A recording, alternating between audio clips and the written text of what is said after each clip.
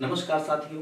आइए आज पढ़ते हैं हम संविधान की उद्देशिका। दोस्तों, संविधान की उद्देशिका बहुत ही महत्वपूर्ण है और इसे किसी भी परीक्षा में 3 से 4 क्वेश्चन आपके एग्जाम में पूछे जाते हैं। अब क्वेश्चन के पूछने का तरीका डिफरेंट हो सकता है, बट जितना मैं इस वीडियो में इंक्लूड करूंगा, क्वेश्चन आएगा आपसे यहीं से। क्वेश्चन इससे बाहर नहीं आएगा। मीन्स जितना मैं आज इस वीडियो में डिस्कस करूंगा उद्देशिका को लेकर के, आपको सारे क्वेश्चन यहीं से मिलेंगे।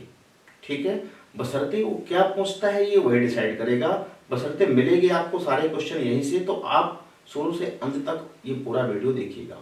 ठीक है, और मैं आपको एक चीज बता देना चाहता हूं कि आज के बाद से आपको इस चैनल पर 2 से 3, लगभग 3, कम से कम 3 वीडियो और 4 वीडियो भी हो सकते हैं, आपको डेली बेसिस पर मिलेंगे।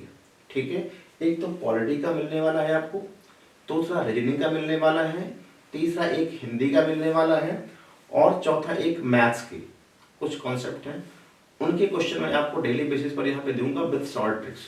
ठीक है, तो अगर आप किसी भी एग्जाम्स की तैयारी कर रहे हैं, केंद्रीय विद्यालय संगठन जो भी पीआरटी वगैरह का, टीजीटी पीजीटी सारे एग्जाम्स शेड्यूल्ड हैं, अगर आप किसी भी चीज की तैयारी कर रहे हैं तो आप चैनल को प्लीज सब्सक्राइब करें, शेयर करें अपने दोस्तों तक, क्योंकि यहाँ पे जो भी मिल रहा है आपको टोटली फ्री मिल रहा है, इसका कोई पैसा नहीं लेना किसी से भी, टोटली फ्री मिल रहा है। आप इसको सब्सक्राइब और शेयर करें और इसको आगे बढ़ाएं अपनों तक।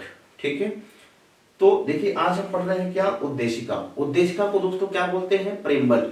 इंग्लिश में क्या बोलते हैं, प्रेम्बल। तो सबसे पहला क्वेश्चन दोस्तों बनता है यहाँ पे कि प्रेम्बल लिया कहां से गया, प्रेम्बल कहां से लिया गया है। तो दोस्तों प्रस्तावना को कहां से लिया गया है, अमेरिका से। कहां से लिया गया है, अमेरिका से। लेकिन अगर पूछता है कि प्रस्तावना की जो भाषा है, उद्देशिका की जो भाषा है, उसको कहां से लिया गया है, तो दोस्तों वो आंसर होगा क्या आपका, ऑस्ट्रेलिया। तो यहां से देखिए 2 क्वेश्चन बनते हैं। एक क्वेश्चन ये बनता है कि उद्देशिका को कहां से लिया गया, जब प्रस्तावना को कहां से लिया गया, तो प्रस्तावना को बारो किया गया है कहां से, अमेरिका से। लेकिन अगर उसकी भाषा की बात करता है कि उसकी भाषा को कहां से बारो किया गया है, तो उसकी भाषा को लिया गया है कहां से, ऑस्ट्रेलिया से। ठीक है, अब देखिए प्रस्तावना का हम पढ़ते हैं मेन जो यहाँ पे उसकी भाषा है, क्या लिखा गया है उसमें, हम भारत के लोग भारत को एक संपूर्ण प्रभुत्व संपन्न लोकतंत्रात्मक समाजवादी पंथ निरपेक्ष गणराज्य के लिए तथा उसके समस्त नागरिकों को सामाजिक, आर्थिक और राजनैतिक न्याय, विचार, अभिव्यक्ति, विश्वास, धर्म और उपासना की स्वतंत्रता, प्रतिष्ठा और अवसर की क्षमता प्राप्त करने के लिए तथा उन सब में व्यक्ति की गरिमा और राष्ट्र की एकता और अखंडता सुनिश्चित करने वाली बंधुता बढ़ाने के लिए दृढ़ संकल्प होकर अपनी इस संविधान सभा में आज तारीख 26 नवंबर 1949 ईस्वी को एतद द्वारा इस संविधान को अंगीकृत, अधिनियमित और आत्मार्पित करते हैं। ये संविधान की आपका पूरा स्टेटमेंट है, पूरा कथन है। ठीक है, तो कई बार क्वेश्चन पूछ लेता है कि संविधान में हम भारत के लोग, ये कहां पर लिखा हुआ है, तो ये लिखा हुआ है कहां पे, आपकी उद्देशिका में।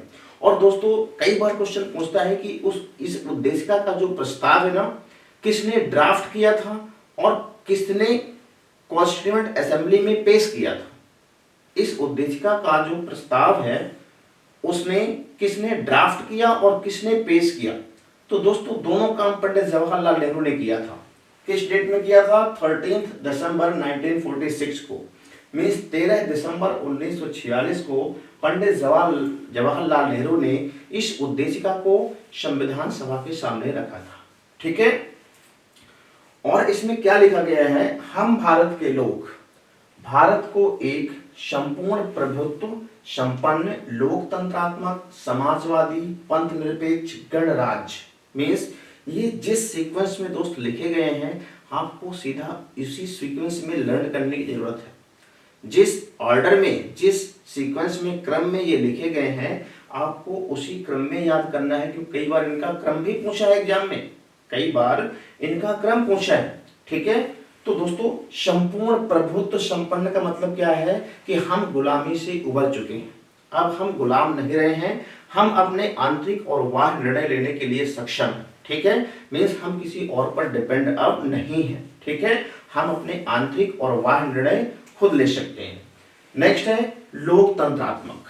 लोकतंत्रात्मक का मतलब क्या है कि यहाँ की जनता ही जनार्दन है, जनता ही जनार्दन है, जनता ही अपने रिप्रेजेंटेटिव चुन करके भेजेगी और वो जनता के लिए ही शासन करेंगे। ठीक है, नेक्स्ट है समाजवादी।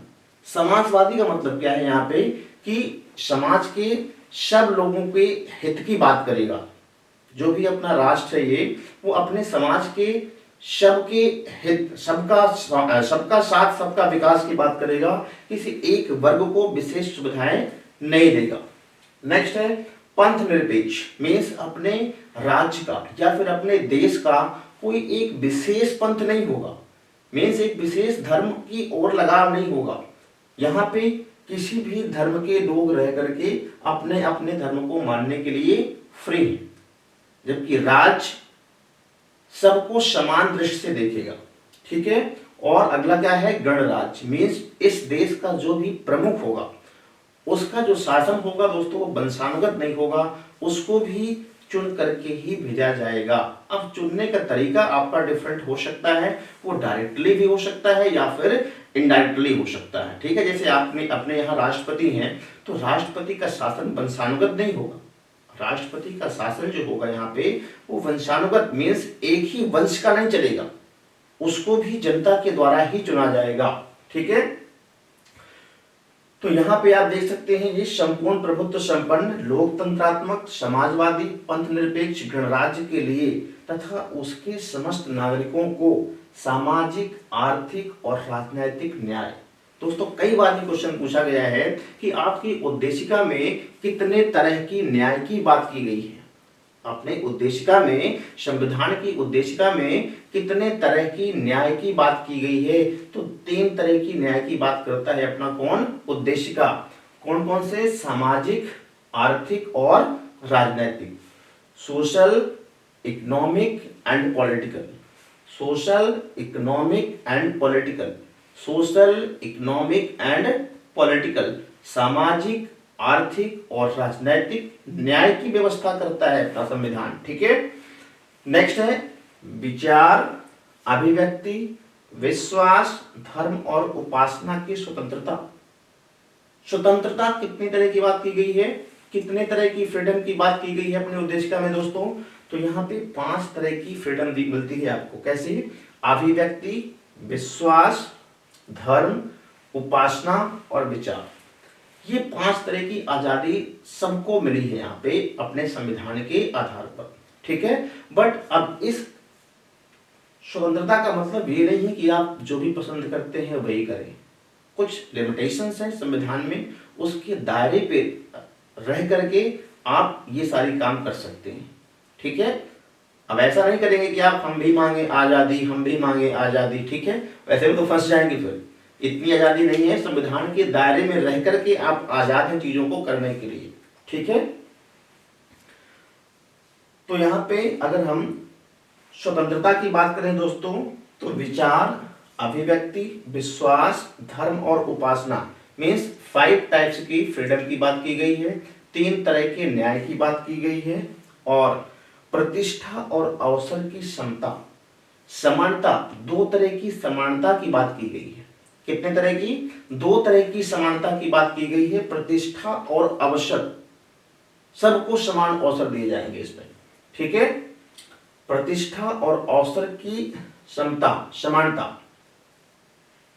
प्राप्त करने के लिए तथा उन सब में व्यक्ति की गरिमा और राष्ट्र की एकता और अखंडता सुनिश्चित करने, राष्ट्र की एकता और अखंडता सुनिश्चित करने वाली बंधुता मीन्स फ्रेटर्निटी, भाईचारा बढ़ाने के लिए दृढ़ संकल्प होकर अपनी इस संविधान सभा में आज तारीख 26 नवंबर 1949 को कब आत्मार्पित किया गया, 26 नवंबर 1949 ईस्वी को ऐतद द्वारा इस संविधान को अंगीकृत, अधिनियमित और आत्मार्पित करते हैं।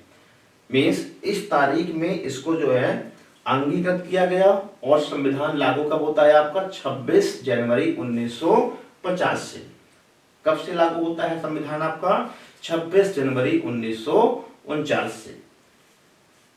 बट संविधान में जो फाइनल बैठक हुई थी वो कब हुई थी आपकी 26 नवंबर 1949 को। ठीक है, इसके बाद कुछ क्वेश्चन यहां से दोस्तों और पूछता है। क्या क्वेश्चन ये है कि ऐसा कौन सा केस है, ऐसा कौन सा वाद है जिसमें सुप्रीम कोर्ट ने उद्देशिका को ये मानने से इनकार कर दिया था कि ये संविधान का अंग है। तो इसके उत्तर में आपका क्या होगा, आंसर बताइए। बेरोवारी वाद। बेरोवारी वाद 1960 में सुप्रीम कोर्ट ने सीधा कहा था कि ये संविधान का अंग नहीं है और इसमें संसद अमेंडमेंट नहीं कर सकती, मीन संशोधन नहीं कर सकती। तो ये आपको केस याद रखना है, स्पेशली ये केस पूछता है कि ऐसा कौन सा केस है जिसमें संविधान का अंग सुप्रीम कोर्ट ने नहीं माना था। तो उस केस में आपका आंसर होगा बेरोवारी वाद 1960। इसके बाद फिर से सुप्रीम कोर्ट अपने एक दूसरे केस जिसको कहा गया है केशवानंद बनाम केरलवाद, केशवानंद बनाम केरलवाद 1973 में सुप्रीम कोर्ट ने फिर से इस पे विचार किया और अब इस टाइम पे सुप्रीम कोर्ट ने, उच्चतम न्यायालय ने इस उद्देशिका को संसद का अभिन्न अंग माना। संसद ने इस उद्देशिका को संसद का अभिन्न अंग माना और कहा कि ये संसद का अभिन्न अंग है और संसद अब इसमें अमेंडमेंट कर सकती है, मींस संसद इसमें अब संशोधन कर सकती है। और ये देखते ही इंदिरा गांधी जी ने 1976 में 73 में निर्णय आता है कि सुप्रीम कोर्ट मानता है कि हाँ ये उद्देशिका जो है अपने संसद का अभिन्न अंग है और इसमें संसद संशोधन कर सकती है। और 1973 में 42वें संविधान संशोधन 1976 में 1976 में संसद ने इसमें संशोधन करके 3 नए वर्ड जोड़ दिए। उद्देशिका में 3 नए वर्ड जोड़ दिए गए। कौन से? समाजवादी, पंथनिरपेक्ष, अखंडता। ये क्वेश्चन बहुत पूछता है कि कौन से संविधान संशोधन द्वारा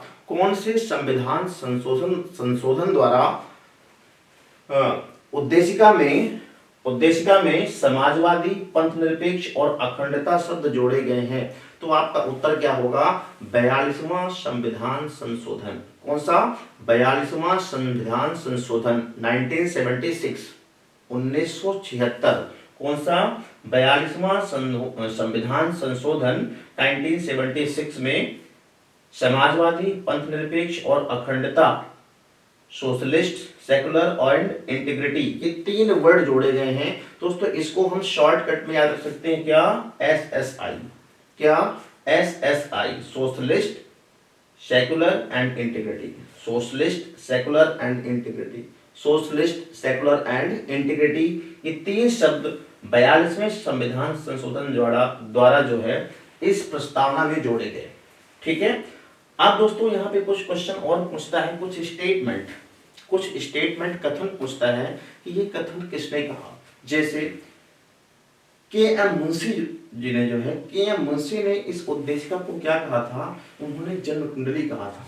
क्या कहा था? कि ये संविधान की क्या है? जन्म कुंडली। जिस तरह से एक जन्म कुंडली किसी व्यक्ति के बारे में सारी चीजें बताने में सक्षम होती है, उसी तरह अगर ये उद्देशिका आप पढ़ लेते हैं तो आप अपने संविधान के बारे में सब चीज बता पाएंगे कि हमारा संविधान कैसा है। ठीक है। नेक्स्ट है N.A. पालकीवाला। N.A. पालकीवाला ने क्या कहा था? परिचय पत्र, means identity card of the constitution. N.A. Palkhivala ने क्या कहा था कि ये हमारे संविधान का आइडेंटिटी कार्ड है। अगर आप आइडेंटिटी कार्ड देख लो तो पता लग जाता है कि हाँ ये व्यक्ति के बारे में है, क्या क्या इसमें है। तो ऐसे ही ये संविधान का आइडेंटिटी कार्ड है। क्या? और ये किसने कहा था? N.A. पालकीवाला ने कहा था। नेक्स्ट है सर अल्लादी कृष्णा स्वामी अय्यर। सर अल्लादी कृष्णा स्वामी अय्यर ने क्या कहा था कि ये हमारे सपनों और विचारों का प्रतिनिधित्व करता है। मीन्स हमारा संविधान कैसा होगा, हमारा संविधान, हमारा कॉन्स्टिट्यूशन कैसा होगा, ये उस चीज का प्रतिनिधित्व करता है कौन, उद्देशिका। ठीक है, तो दोस्तों एक लास्ट क्वेश्चन यहां से कई बार पूछता है कि ये स्वतंत्रता, एकता और ये बंधुता means liberty, equality and fraternity, ये शब्द कहां से लिए गए? स्वतंत्रता, एकता और बंधुता, लिबर्टी, इक्वलिटी एंड फ्रेटर्निटी, बंधुता, ये शब्द कहां से लिए गए हैं? तो दोस्तों ये तीनों शब्द आपके फ्रेंच रिवॉल्यूशन मीन्स फ्रांस की क्रांति से लिए गए हैं। कहां से लिए गए हैं? फ्रांस की क्रांति से। तो एक बार फटाफट से फिर से हम इसको रिवाइज करते हैं। देखिए, उद्देशिका, इसको हम प्रेम्बल बोलते हैं। क्या बोलते हैं? प्रेम्बल। उद्देशिका या प्रस्तावना को कहां से लिया गया दोस्तों, फटाफट बताइए, कहां से लिया गया है? अमेरिका से। उद्देशिका की भाषा को कहां से लिया गया है? ऑस्ट्रेलिया से। ठीक है, उद्देशिका में कितने तरह की न्याय की बात की गई है? 3 तरह की, सोशल, इकोनॉमिक एंड पॉलिटिकल, सामाजिक, आर्थिक और राजनीतिक, 3 तरह की न्याय की बात की गई है। विचार, अभिव्यक्ति, विश्वास, धर्म और उपासना, 5 तरह की स्वतंत्रता की बात की गई है। 2 तरह की समता की बात की गई है, प्रतिष्ठा और अवसर की क्षमता, तथा उन सब में व्यक्ति की गरिमा और राष्ट्र की एकता और अखंडता सुनिश्चित करने वाली बंधुता की बात की गई है इसमें। ठीक है, अब दोस्तों एक क्वेश्चन कभी कभी यहाँ पे और पूछता है कि क्या आपकी ओरिजिनल उद्देशिका का स्टेटमेंट यही था? क्या ओरिजिनल उद्देशिका का कथन यही था? नहीं। तो दोस्तों ओरिजिनल उद्देशिका में ये चीजें यहाँ पे नहीं थी। क्या क्या? संपूर्ण प्रभुत्व संपन्न, लोकतंत्रात्मक, समाजवादी एंड पंथ निरपेक्ष, ये सब तो बाद में जोड़े गए हैं ना। अगर हम ये शब्द यहां से हटा देते हैं तो आपकी जो ओरिजिनल उद्देशिका थी उसमें ये 3 शब्द थे। देखिए, संपूर्ण प्रभुत्व संपन्न, लोकतंत्रात्मक, गणराज्य, ये 3 शब्द थे। मीन्स यहाँ पे सामाजिक और पंथ निरपेक्ष जो शब्द जोड़े गए हैं, ये बाद में जोड़े गए हैं आपके 42वें संविधान संशोधन से, ये पहले नहीं थे। तो पहले केवल ये 3 थे, संपूर्ण प्रभुत्व संपन्न, लोकतंत्रात्मक और गणराज्य। और यहां से ये अखंडता शब्द को हटा दीजिए। ये अगर इस अखंडता शब्द को यहां से हम हटा देते हैं तो अब ये जो आपका स्टेटमेंट बचा रह गया ना, कथन उद्देशिका का, ये है आपकी ओरिजिनल उद्देशिका। मीन्स 1976 42वां संविधान संशोधन 1976 में होने से पहले की जो उद्देशिका का कथन था वो ये था। ठीक है, तो अब इतना करने के बाद आप कहीं से भी इसके क्वेश्चंस उठा के करिएगा, आपसे सारे क्वेश्चन बनेंगे। और दोस्तों जाते जाते फिर से मैं आपसे कहना चाहूंगा कि अगर ये वीडियो आपको पसंद आया है तो इसको शेयर करें, सब्सक्राइब करें और लाइक करें। अपने दोस्तों को बताएं कि यहाँ पे फ्री ऑफ कॉस्ट क्लासेस चल रही हैं, और यहाँ पे इसका आप यूज करें। Okay, thank you everyone.